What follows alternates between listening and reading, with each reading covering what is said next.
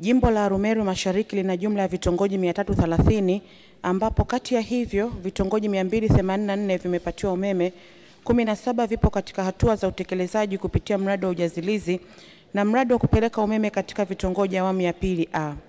Vitongoji 29 zabuni imetangazwa ili kupata wakandarasi wa kutekeleza miradi kupitia mradi wa kupeleka umeme vitongojini awamu ya pili B. Kukamilika kwa miradi hii kutawezesha vitongoji vyote vya jimbo la Arumeru Mashariki kufikiwa na umeme.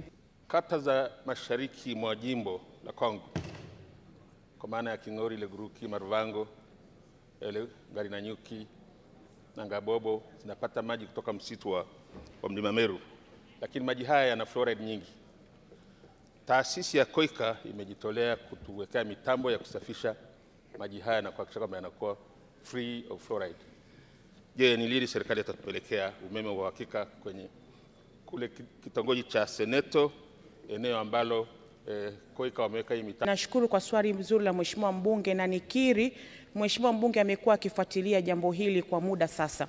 Lakini tayari tulishamuelekeza meneja wa Arumeru Mashariki na tayari wameshatenga fedha kwa ajili ya mwaka ujao wa fedha kwa ajili ya kupeleka umeme wa uhakika katika kitongoji hichi cha Seneto, kata ya Leguruki, kwa ajili ya kutibu fluoride, kuondoa fluoride katika maji. Kwa hiyo nimhakikishie Mheshimiwa mbunge swala hili tunaenda kulitekeleza, na mimi kwa niaba ya Mheshimiwa waziri nimkumbushe meneja wa Arumeru Mashariki ahakikishe kuanzia mwezi wa 7 jambo hili linatekelezwa ili wananchi wa Arumeru Mashariki hususan katika maeneo ambayo ametaja Mheshimiwa mbunge wapate maji ya uhakika ambayo yanaondolewa fluoride katika mitambo ile. Je, ni lini serikali itawaunganishia umeme wananchi wa kitongoji cha Orera katika kijiji cha Mweka kata?